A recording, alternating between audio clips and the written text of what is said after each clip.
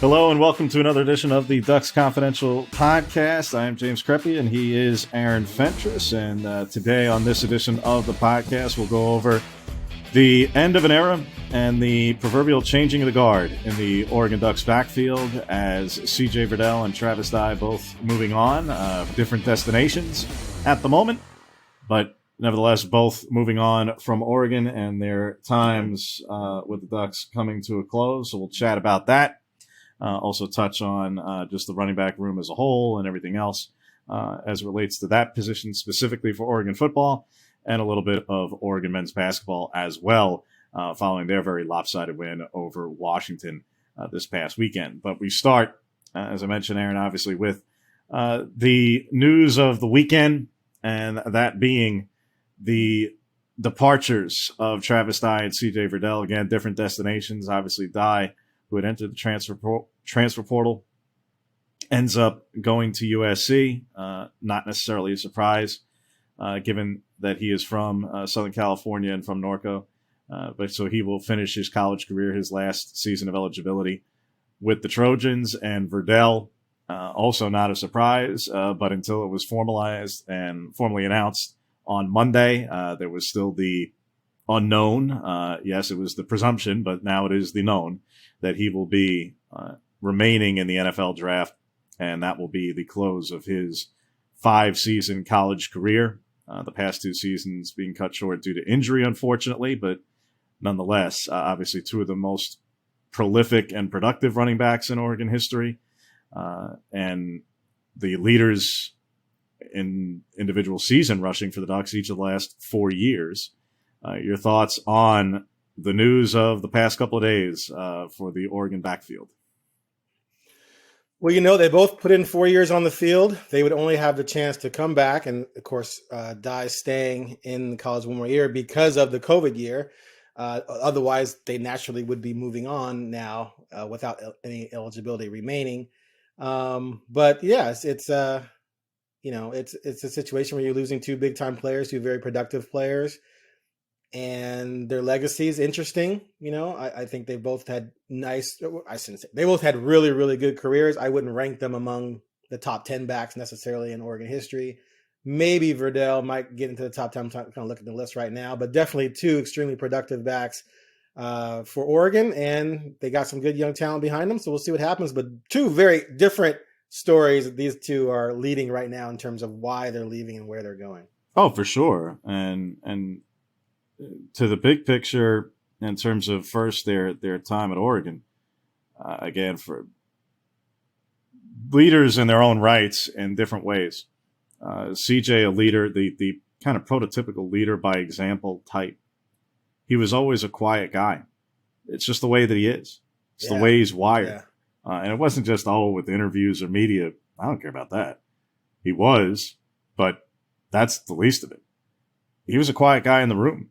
He was a quiet guy in the running back room, and talking with now former running backs coach Jim Mastro about that over the years. CJ was not a boisterous guy. He wasn't a vocal guy. And that's not a knock. That's just what his personality was. He was and is a pro before he was a pro, and how he approached things and how he carried himself. But he was not a vocal leader. That was not his way. His way was to lead the way and to show the way at times by the way in which he conducted himself and carried himself on and off the field. And he brought it with a level of tenacity and intensity and really reckless abandon on the field every day. And what he did, obviously, we all saw it in games over the past 4 seasons. But he was that way in practice. I mean, in the glimpses we even saw over the years, in the limited opportunities we'd get to see in practice, you saw that same tenacity and lowering the shoulder in practice.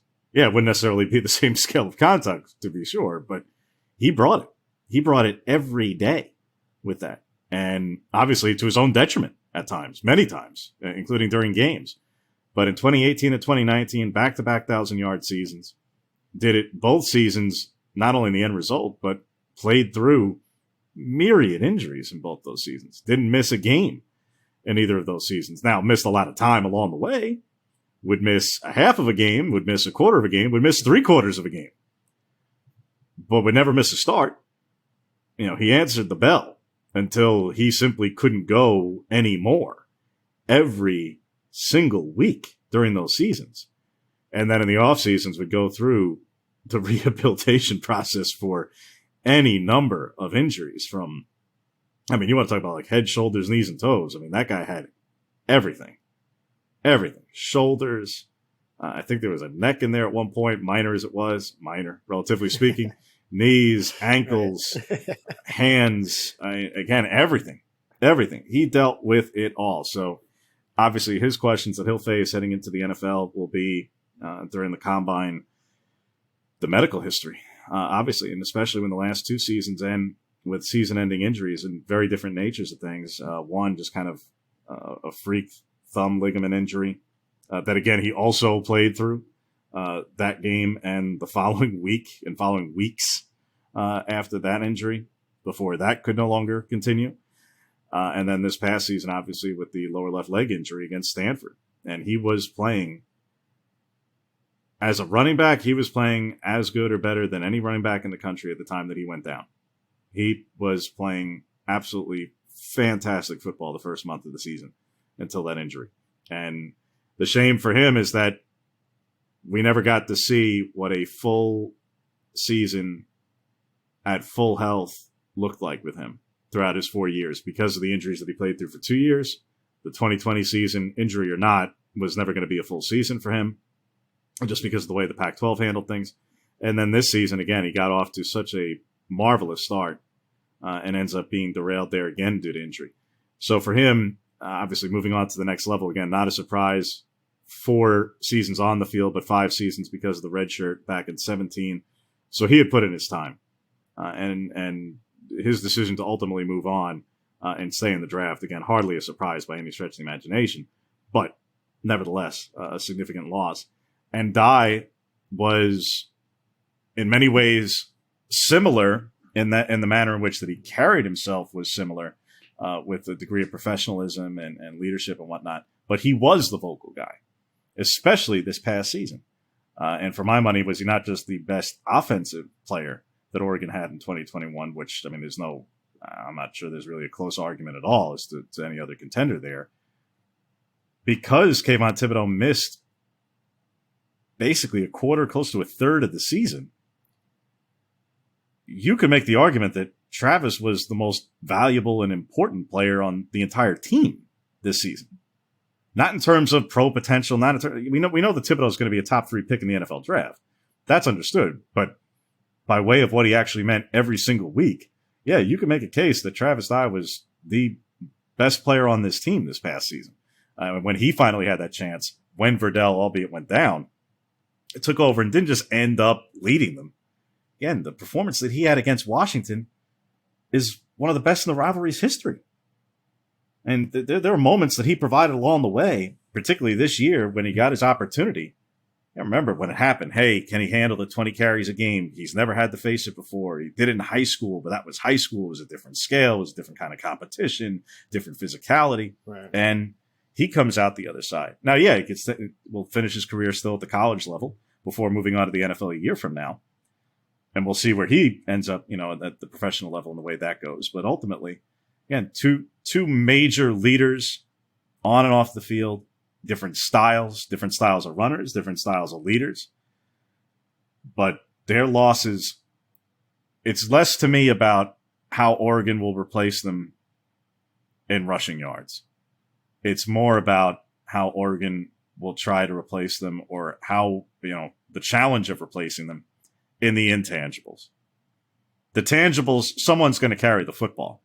That was, whether they stayed or went. But how do you replace what they brought to the room over the course of the last 4 years? That's a bigger question. I hear you. You would know that better than I, being closer to the team.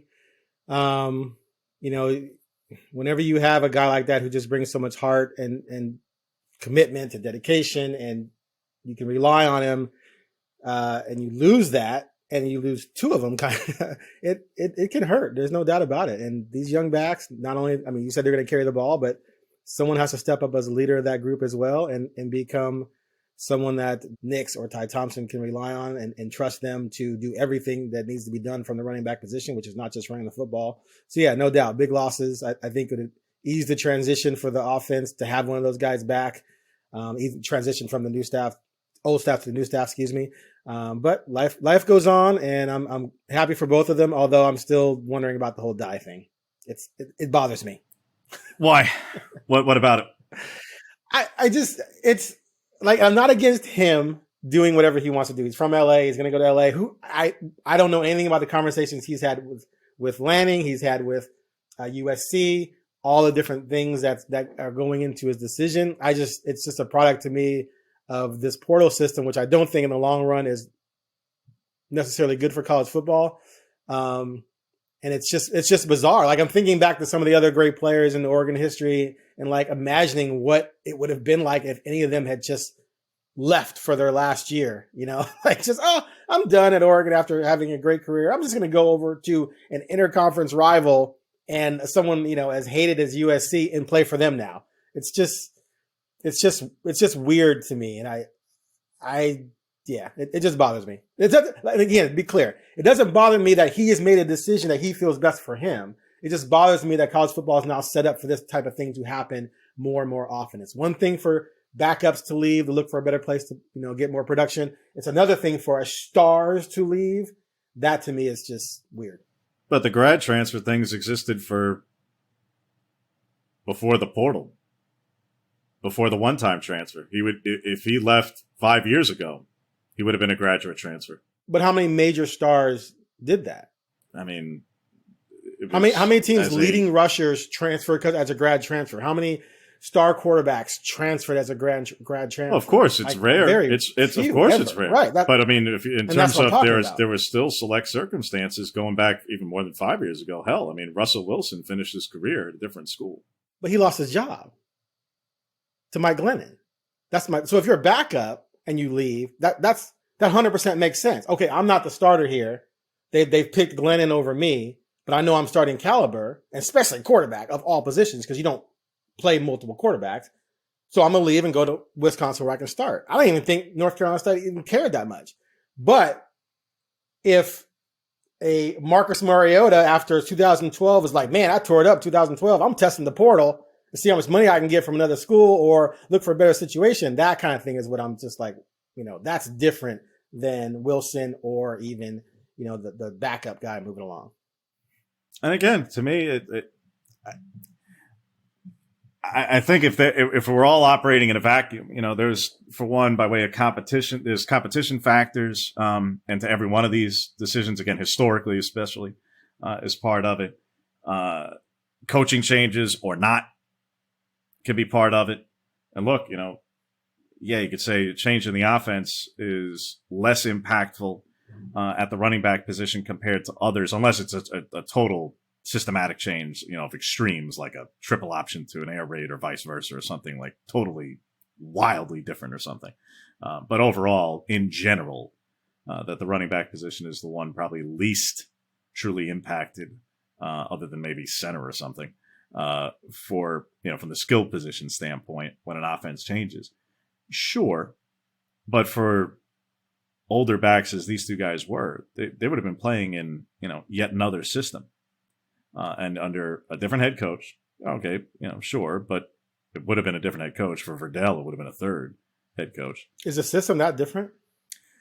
What do you mean, just terminology? Terminology, scheme, but ultimately, I think the bigger thing, more than anything, I mean, when you get to the age that they are, beyond the terminology, whatever, because again, look, they're going to move on. For Verdell, you move on to the NFL, guess what? There's a new system, there's new terminology, there's new offense, whatever you do. And again, for Dye, he transfers, well, there's a new system, new terminology, whatever he did, ultimately. Stay, go, pro, college, either way, they were going to have something new. Becomes about people. Becomes about, you had stability in the room, not only with each other, but, again, I mentioned Jim Asher before. He was a position coach for both of them for the last 4 years. I'm not making it about any one thing, but I'm talking about what were those guys used to? Those guys were used to, even when the coordinator changed, Mastro State. So there was a change there from a position level, from a coordinator level, from a head coach level. That's a total system reset. And how much that did or didn't play into things is up for those guys to speak to. They haven't said one way or another about that, or what have you. But that's for them to speak to. But again, for Verdell, I don't think there's really much of it to speak to. I think it's time to go kind of thing. Yes, he would have been afforded another opportunity, but how many running backs, even with that opportunity, especially given the volume of carries that he had taken over the course of 4 years, how many of them would ever think about returning to college at that point, with or without the eligibility? How many of them would think about doing that? Especially a running back, most guys are thinking on a 3-year clock, not a 6-year college eligibility clock. So for him, I think it's far less surprising. For Dye and choosing to finish his career somewhere else, like I say, I think there's any number of circumstances that play into it here.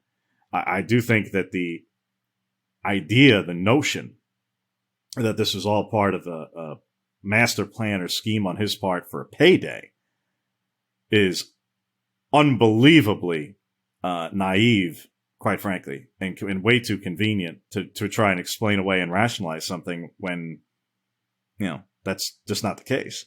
If it was all about a payday, he could just go to the NFL. If it's about payday, go to the NFL. Oh, well, unless unless you got a poor draft grade, you're going to have a struggle to even make a practice squad. That would be the difference there. But now we think a guy who ran for 1,200 yards at the Power 5 level is going to have a hard time making a practice squad? Practice squad.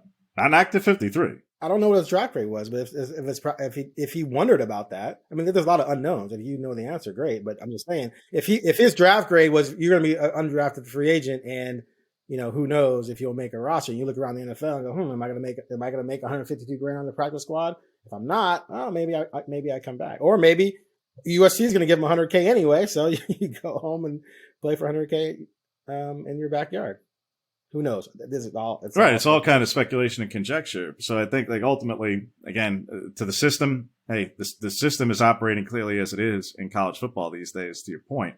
I don't totally disagree with you in that I think it warrants a discussion more so in the offseason at a different point about what's good for the game.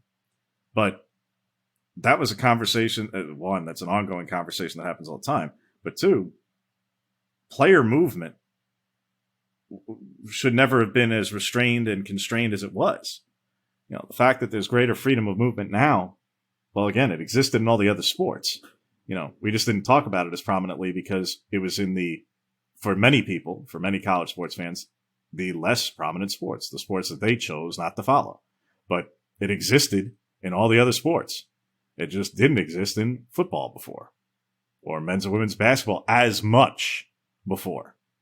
But let's not act like transfers was some new concept or something. Again, there's already men's college basketball players playing for 3 teams over the course of their careers. I'm not clutching my pearls because somebody chooses to, it happens to be newer. Yeah. There's all conference guys. Look at Oregon's roster every given year. They brought in multiple all conference players this season. So, I mean, again, is this like some holy threshold that we're crossing? It just happens to be at a grander scale because it's football and there's more players. But again, let me ask you this: in the situation with Oregon, when those grad transfers or whatever would transfer in for basketball, is my recollection that none of those, in the end, this is more back when I was covering it more closely, that the teams they were leaving weren't necessarily destroyed that the guys were leaving. Like there was sort of like a mutual parting of the ways as opposed to them just bailing on their program to go somewhere else. And usually it was much later in their career, which Dye is obviously later, and not necessarily to a rival. There was always a different feel to every transfer Oregon brought in for basketball than Dye going to USC. I agree with what you're saying totally about that. Yeah, this is a completely new. What I'm saying is I think we're at the tip of the iceberg, and it's just going to be an annual, literal free agency market with everyone on 1-year deals coming out, after their freshman year. And it's just going to lead to these mass transfers all the time. And I don't think that's good for the sport, whether it's fair or unfair or what have you. It's just, to me, like, I think at the end of the day, they're going to change the rules. They're going to do something to try and make it more restrictive or figure out, like, my idea the other day I threw out there was,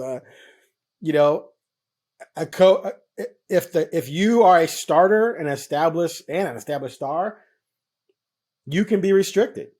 And if you didn't want to come here and play, so if you suck, if you're the 15th string, if you're 85 out of 85 after multiple years, get on out of here. Best of luck to you. But if you're an all-conference player, stick around. You're stuck. Just hear me out on this. There's a bigger picture to this. So the player who's not playing, the idea that if he transferred, he had to sit out a year was always ridiculous to me. Like when Brian Bennett left because Mariota beat him out. Like it was that fall, and it was like he needs to leave now so he can play at the major college school the next year. Well, he didn't. He stayed the backup. Chip Kelly talked him into staying. He stayed. I'm like, dude, what are you doing? Well, he ended up going down a level anyway the next year. But I think that's wrong. Like you should have to sit out a year if you're a backup and you're not in line to start or what have you.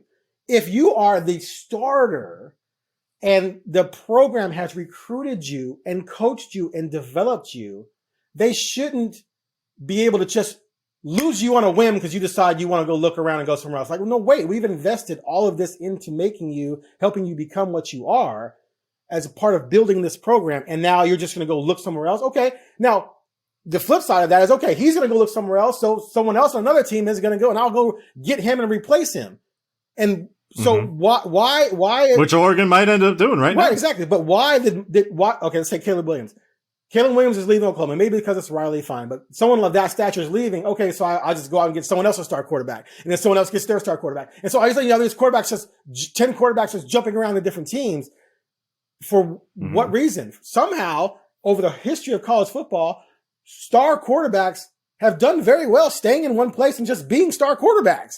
But now all of a sudden we're opening this door where, and we're talking about 18, 19-year-old egomaniacs who are driven by oftentimes not very savvy parents and or uncles, street agents, whatever, who are telling them all the time, dude, you're the man, you're the man, you're the man. They're going to make crazy, not well thought out decisions. And I just think in the end, that's not good for college football. So what I would suggest is that literally a coach could have a protected list where you're on this list. You can't just jump in the portal and leave. You can leave, but you got to sit out of here. You can't just leave right away because I have you on my roster protected list, just like when you have expansion draft in the pros. Now, and then maybe you limit that to a cap, 25 guys. So and that's part of the recruiting process. I'm recruiting you. If you become a star at my program, you're going to be on that protected list. So make your decision wisely, young freshman kid. Don't say, oh, I'm just going to LSU right now for this year. And then at the end of the year, I'll decide if I want to, jump into the portal and become a free agent. Like that kind of crap can't fly forever. Anyway, back to you, sir. Clearly, Aaron has given us a lot of thought to unilaterally, collectively bargain in lieu of a union representation, contract, or anything else. But again, that is a robust series of thoughts, none of which will ever happen. So you have the proposal, though. So, again, I've always said if I were emperor of the galaxy, the world would be a lot better. I can't make things happen though. Right now, baseball's got a lockout, so Aaron's going to show up and negotiate with Rob Manfred at this point because. I'd fix that overnight. Are you kidding me? Boy, oh boy! Oh my God! Major League Baseball needs to get rid of the 10-year contracts, 4-year contract max. You see, like I told you, Aaron's ready to go. NFL, he's ready to go to the negotiating table right now, ready and raring on any different number of fronts. Hey, listen, the protected list, I do believe at some point there's gonna be a pullback on the free agent shenanigans. I do believe that's going to change. So you view it through the prism of its shenanigans. I view it through, the free market seems to work for everybody else. Oh, they may make bad decisions. You're right. They may make bad decisions, every other adult in any other context. Sports is a different animal. Sports is a different animal, man. But it's a different animal. You can't legislate and mandate smart decisions for the significant portion of players who go in the portal and don't end up at the same level, or may not even find a home at all. Well, that's their decision. It's not good for the fans. It's not good for the whatever. Anyway. We can go. We'll have plenty of time to argue about this. So where are we? To where the running back room finds itself now. Let's talk about without that. each of them. Let's talk about that. There are 3 scholarship running backs still on the roster. 2 of them. You gotta have at least 5, don't you? I believe that. Yes. I think that's a number that's okay. We agree. Pretty much where the target should be. Again, unless you're operating a specialized form of an offense where 3 is okay, or where you need more than 5, like a triple option, quite honestly, where you definitely need more than 5. So outside of the extremes, that yes, in a base 11, base 12 personnel offense, I would say 5 is kind of the ballpark number. And again, right now, Oregon has 3 scholarship running backs. 2 of the 3 entered the portal this offseason and quickly removed their names from the portal shortly thereafter. So that just shows you the level of uncertainty at the position as a whole this offseason already here. Now, do you think both decided to come back in part because they figured Dye and Verdell were leaving? Do you think there's any connection to that at all? I think CJ's announcement yesterday was a formality that, again, had been the widely held assumption ever since the injury. Again, he had not been around the program on a day-to-day basis since the injury occurred. And that's not knocking him. That's just a statement of fact. Yeah. He got hurt. He went home to rehabilitate and get medical treatment and whatnot, and go through that process. He was not in the facility every day. The first game that he was back on the sideline after the injury was the Pac-12 championship game in Las Vegas. So again, and that's fine. Again, I'm not knocking him. But point is I don't think anybody in the room was disillusioned or misaligned with the idea that CJ was moving on to the pros next, ultimately. So now in terms of what Travis was thinking or not as it related to anybody else and their thought process, again, that's obviously for them to speak to, and I'm sure we will at one point or another when we next speak to Seven McGee and Sean Dollars in particular, because those are the 2 young guys who did go in the portal briefly here. Again, really briefly. In the case of Seven, it was about 90 minutes. And in Sean Dollars' case, it was about 2 days. So we will certainly examine that with each of them. That's for them to speak to. Having said that, had Travis returned, does it really change anything that wildly? And I say that because, to your point, well, they probably need 5. And they're pursuing Jarek Broussard, the 2020 Pac-12 Offensive Player of the Year, the Colorado running back, who has 2 years of eligibility remaining. Well, who ends up having the better season if Broussard stays in the Pac-12? We'll see, whether it be at Oregon or anywhere else. But point is whether it's Jarek Broussard there, potentially, or another transfer if he chooses to go somewhere else, or Travis, the veteran in the room is still the veteran in the room, no? Now, you may think that the share and split of the carries may be different if it's Travis as opposed to somebody else, and that's a different perspective. Again, the offense is changing, the whole regime is changing. So I'm not sure anybody can go in with the presumption that, well, had Travis stayed, he would have gotten X share of the running. I have no idea about that. I don't know anybody who can say that right now. How can you? You haven't seen a single practice. So I mean, anyone on the outside, hell, even anyone on the inside. Again, there's a total regime change going on. So again, I think it's that's really, really speculative. But again, where the room stands, it's Byron Cardwell Jr., who obviously showed quite a bit of flashes last season, particularly once CJ went down and then it was Travis and Byron had to be the number 2 guy. He really stepped in a big way. You saw him in certain spots have some pretty big games, obviously the Colorado game being one of them. Now, Colorado's defense was terrible as a whole, but especially that day and without its best player, Nate Landman. But be that as it may, still had the production. Still, made good reads and is a bigger guy in general.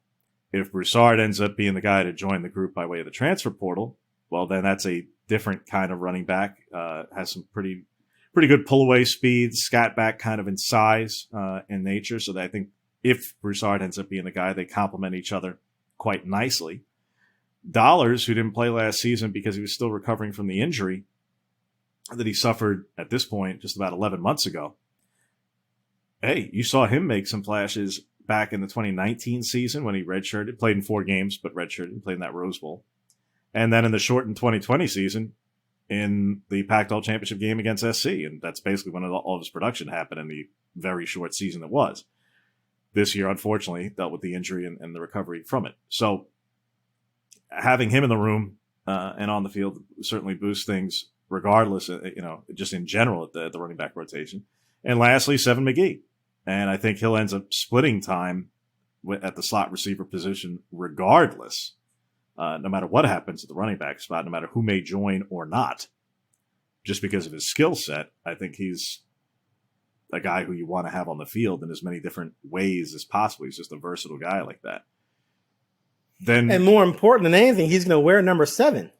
He wanted to make that known yesterday, yes, as well. So some changes there. I prayed on it. And then, look, if they end up adding a high school running back to the mix as well, basically bookend the current group, which oddly enough, all 3 of the returning backs who are on scholarship are all also sophomores.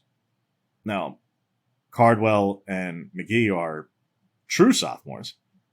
And again, just for those who are, trying to follow everything from an eligibility clock standpoint, I know it gets confusing these days due to the paused year in 2020, but believe it or not, Sean Dollars is about to be a 4th-year sophomore because he redshirted in 19.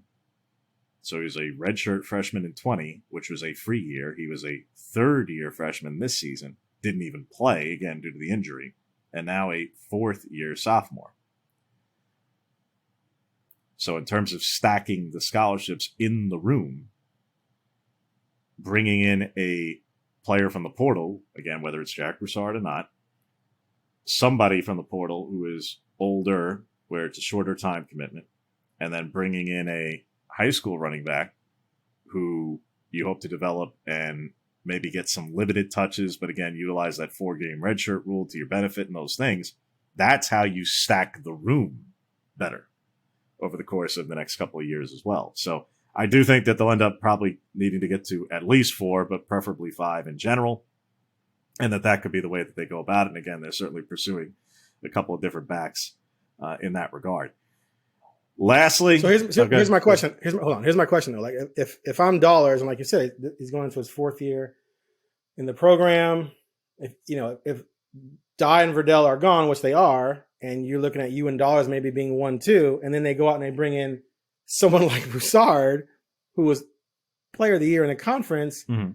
If I'm Dollars, I'm like, well, so now am I going to be 3rd in my 4th year in college? Which might have been why he thought about leaving in the first place. Again, I don't know his conversations with Lanning, what the nature of those were, but that's I just wonder if he thought that was a possibility when he decided to stay at Oregon, or if he thought, well, Verdell and Dye are gone, I'm at least going to be number 2, and me and Verdell are different, so we're going to bring different things to the table.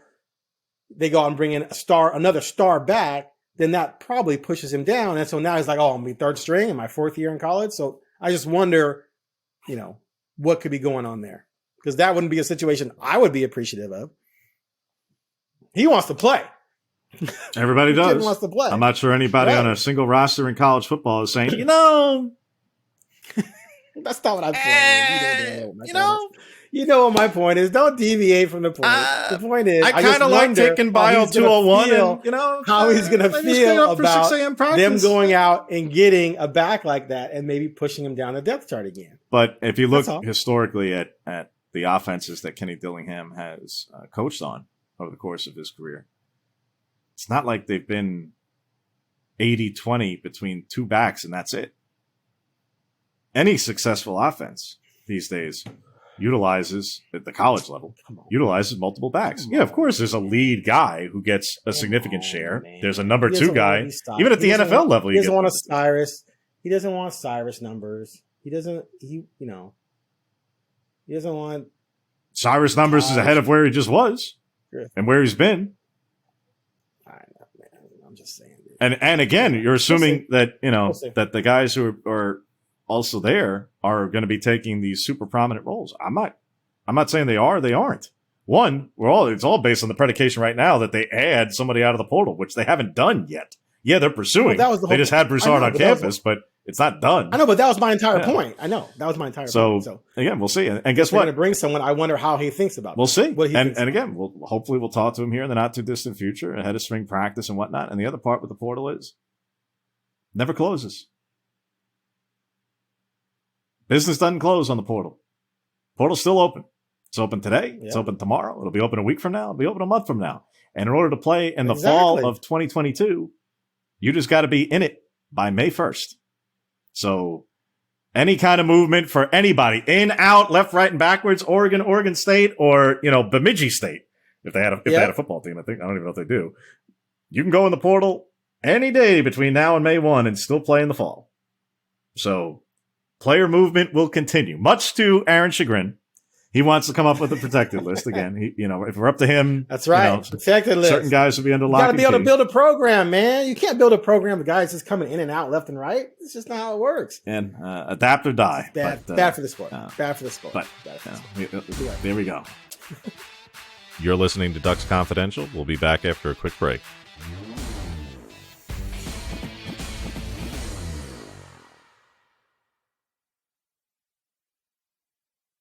Lastly, to the basketball front, since the Oregon men are coming off a historic win over Washington, historic in its margin of victory. I would say not historic to necessarily beat Washington. They've been doing that quite a bit lately, and particularly this bad Washington team at the moment. But historic by margin of victory, 28 points, and it wasn't that close, to be quite honest. 35 at the half, and had the foot stayed on the gas pedal, I think it could have gotten a whole lot worse. But a 28-point pillar-to-post absolute shellacking in the first half. Oregon forced more. Is that why you tweeted out like 25 exclamation marks? No, on Sunday. No, that happened well before the basketball game of Sunday night. Oh, okay. I tweeted out the exclamation marks because of an NFL team that made a rather big comeback, only to then turn around. Okay, because I saw it way after the fact. I didn't do the math in my head, but I thought it was like in reference to the beat. No, it was in reference to digging oneself out of a 3-touchdown deficit only to blow it mere moments later. But what are you going to do? That's the way it goes. You can't win every Super Bowl. Was that your team? Yeah, a little bit. We're talking about Tampa? Yeah. Are you a Tampa fan? Indeed. Or a Brady fan? No, Tampa. Oh, I knew. No, dude, I knew this because we talked about Jameis last year. I knew that already. That's right. Oh, and again, how's he doing? How's your boy? Dude, see, my team, my franchise has a trophy. Do not even pretend Jameis wasn't doing well this year. Do not even pretend that. He's doing fine. Okay. I just, my team has a second Lombardi trophy hanging around, and What's your? I don't understand your point. Your point was that did I ever say you said that Jameis was going to win a Super Bowl before Tampa did. That's what you said. I said before Tampa ever wins one. That's what you said. I said I think Jameis will win a Super Bowl in his life. I said before Tampa ever wins one. No. I said that. Mm-hmm. And you said that Jameis would win one, and I disagreed on both fronts. But be that as it may. That's a side topic. That's an offline conversation. No. Nobody listening to this podcast cares about our conversation from 2 years ago about the relative merits of Jameis Winston's quarterback career. People care. No, they don't. Because you like to twist things. You like to twist things. That was before you guys got Brady. They do not care. That's before you guys got Brady. That's before you guys got Brady. Right. See, you like to try and twist the facts. No one listening cares about this. No one cares about this. Again, that's what the reference the exclamation marks on Sunday was. Whatever. Well, since you want to go there, ahead of the basketball Tampa game. Lost. Again, when they were down 3 touchdowns, I resigned myself to it. That's why I didn't, lose exactly a lot of sleep over it. I was like, oh, well, they're going to lose. And then they came back and I went, well, holy cow, how'd that happen? And then sure enough, about 90 seconds later, I went, it might have been Jameis beating him this year. Yeah, it must have been. He hadn't gotten hurt. Yeah. Well, but if Jameis were in LA, maybe we could have said something, but he's not. He's not. He's in the other LA. He's in Lower Alabama. But be that as it may. Again, to the game that we're actually talking about here, and the Oregon men, again, a pillar to post, just absolute thrashing of Washington. I don't know how much of it you caught after the weekend that was in the NFL and everything else. I had a Blazer game, but I did catch a little bit of it.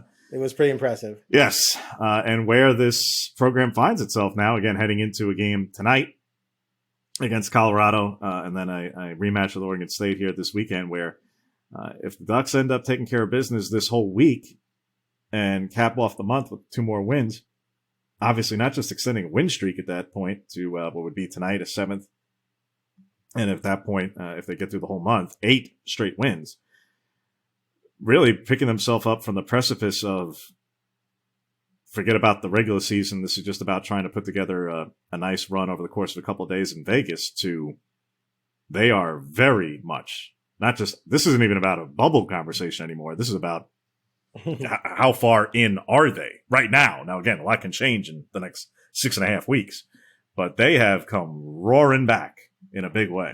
And credit to them. Obviously we touched on the LA sweep, in the last edition of the podcast, but this one against Washington was, I'm sure for the fan base, very enjoyable, to say the least. I can only imagine how fun that one was. You had to figure Oregon would win, right? But to me, it seemed like to sort of back up what you did against USC and UCLA, you want to take apart a Washington team that's clearly not that great. And they just demoralized them. And they did all the things that Dana wants his teams to do, right? Don't make silly mistakes, play good defense, get good shots. I mean, the first half was just ridiculous. It was beyond a clinic. It was almost unfair. Yeah, it was was. It was beyond a clinic. That was, at halftime I went, I'm thinking to my own self, just going, I'm not sure what they didn't do really well. Not just didn't do okay or acceptable. Like, I went like, right. What? Basically, what could they be saying at halftime to actually critique here? I know. What's Dana's like, okay, guys, we really need to work on. I don't know. Did we miss a free throw or something? Yeah, we missed some free throws. We didn't work on our free throw shooting. Just like, other than keeping the foot on the gas, which obviously they didn't. Which, I mean, look, when you're up 30 some odd points, I get it. I do. That said, of course, when you want to get to the teaching lessons of, all right, but when it's not 35, when it's 19, when it's 18, and you do that, and a team can come back, and it's the tournament, and da. But, teaching that lesson in mid-January when you're up 35 at home, it's part of the job. I understand that from a coaching perspective, but at the same time, for the player side of things, like, hey, when you're up 30, I get the idea that, like, let's just get through this and get it over with. And they definitely, again, did that in a very, very big way, and got it in historic fashion. And look, we'll see at the end of the regular season, when they do have to go up to Seattle, if they're able to do it all over again, and then what kind of pressure that may put on the Washington men's basketball program in terms of a leadership standpoint and relative fairness and context, I'd say more than fairness.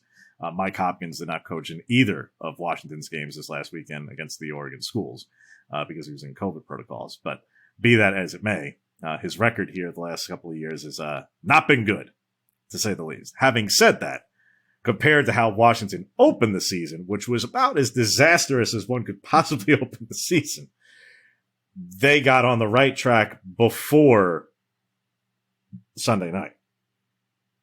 With at that point, they came in with a 3-game win streak. Things were better. And frankly, it's better for not just the Ducks, but better for the Pac-12, as many teams are not in the quadrant 4 conversation, which right now, the only one who is Oregon State. It would behoove everyone in the league for everybody else to not fall, to basically stay.